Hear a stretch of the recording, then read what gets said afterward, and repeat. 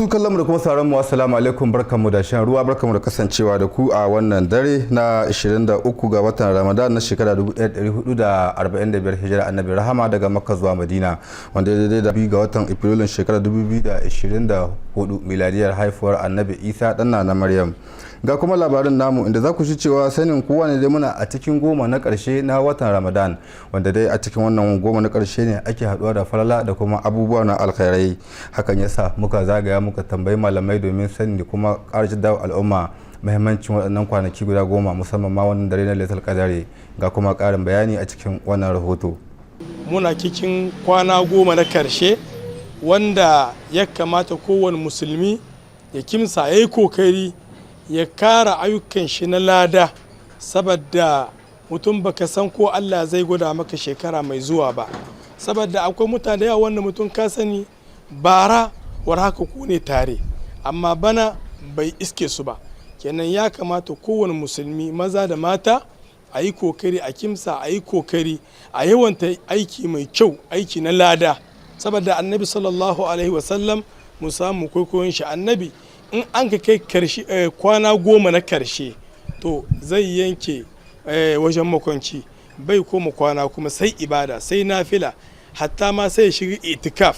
Itikaf shine cikin masallaci kwana goma yana ibada, yawan karanta alkur'ani da zikiri da abin da ya kama da wannan.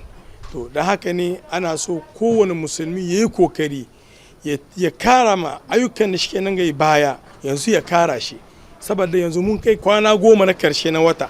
Kenan ya kamata duk abin da baka yi baya ba kai kokari ka yi shi ci wannan kwanaki na goma. Kuma ana so a nemi daren Lailatul Qadr. Lailatul Qadr dare ne mai albarka, dare ne wanda ya yi dukkan dare na shekara.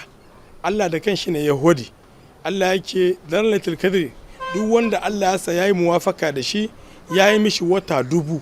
Watan nan dubu in an kalli sa shi na kai shekara 83 har da kwana hudu. A yi kokari, kowane al'umma bai taba samun wannan alheri sai mutanen annabi Muhammad sallallahu alaihi wasallam. Kenan mu da mun kai sa'a mun ka samu wannan falala, mu yi kokari mu neme shi mu same shi. Ana so a neme shi cikin autar.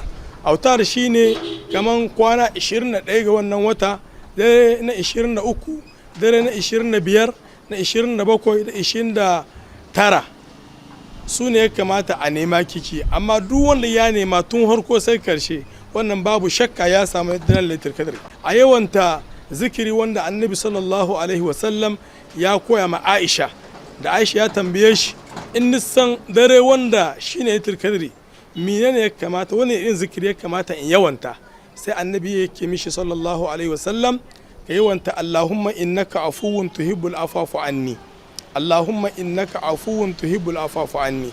Mutane su yawanta shi, kuma a yi yawan roƙon Allah, Allah ya kawo mana kwanciyar hankali kicin kasa, saboda kwanciyar hankali shine abu mai girma. In babu kwanciyar hankali babu komai cin kasa.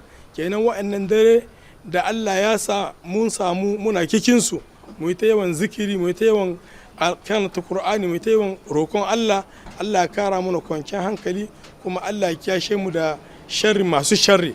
Kuma a yi ta kokari a yawanta sadaka, a yi ta wanta sadaka, saboda an san hali na mutane suna ciki, mutane suna cin kunci. Kenan duk wanda yana da shi ya taimaka ma wanda bai da shi, haka ne Allah yana so.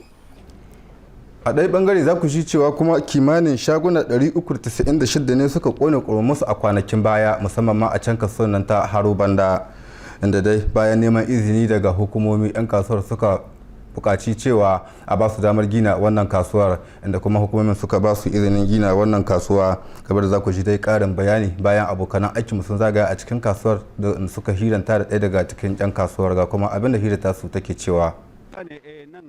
Cikin kasuwa Haro Banda dai kowa ya san abin da ya same mu, gobara ta same mu, kuma nan babu kwamersan wanda ya shaguna duka sun kone. Shaguna abin da ya kone cikin kasuwa 396 suna suka kone cikin kasuwa, kuma waɗansu ga hannunsa haka nan sun hita, babu dala, babu kaya, babu wani abu sai ikon Allah. Kenan kun ga mutane sun fara jini, da muka tambaya a bar mu gina an bi ka'ida hanyoyi ka a rufe su, kuma haka nan muke bi mutane suna nan suna ginin su, suna nan suna aikin su, muna biye su suna yi yadda ya kamata. Tunda in kasuwa babu hanya, in wani abu ya faru babu yadda za a yi a ketanmu. Kenan yau dai abin da muka gani alhamdulillah 'yan kasuwa sun yi kokari. Bankin wannan muna nema taimako ga mutane ga gwamnati da kwana. Bayan gwamnati akwai masu hannu da shuni, su ma suna iya kawo iyakar kokarinsu su ba 'yan kasuwa ga abin da zai sa tallafi, abin da zai sa su hara aiki su. Gonga daidai ja duk mutumin abin da aka gare shi ya taho ya rataya, suna nan suna yi aikin su sanu-sanu. Za mu rufe labarin namu ne da wannan rahoto shi wanda za ku ji cewa sauran kanaki kalilan ga mai rayuwa inda al'ummar musulmi za su sallaci sallar azumi ko kuma ce karamar sallah, wanda bayan kwashe kimanin wata daya suna gudanar da ibadar azumin watan Ramadan. Da dai sanin kowa ne a irin wannan lokacin al'umma sukan buƙatar abubuwan more rayuwa, kamar na daga ciki akwai zabi da kuma kaji. Hakan ya sa abokanan aikinmu suka zagaya a gurin masu sana'ar sayar da kaji inda suka hiranta da su domin sanin farashin wannan dabbobin ga kuma ƙarin bayani. Bana gaskiya kaji akwai sauki. Shekara 36 nan duka ban taba gani saukin kaji ba kaman bana. Wurin da muke ina yi maku lissayi, kaga akwai kazan 300, akwai ni jikawi, akwai ni 500, akwai ni jikawu, akwai ni 700. Duk wanda zakara ya girma nan bai wuce 700. Duk wanda ya girma, duk wanda yake akwai ko wasu zakaru sun wuce ma zabo girma, to duk wanda yake bai wuce 700. A wasan zabi kaji ko wasan zabi ga zabo yanzu akwai 500, akwai ni jikawu, akwai ni 700. Duk wanda zabo ya yi girma bai wuce jikawu 4.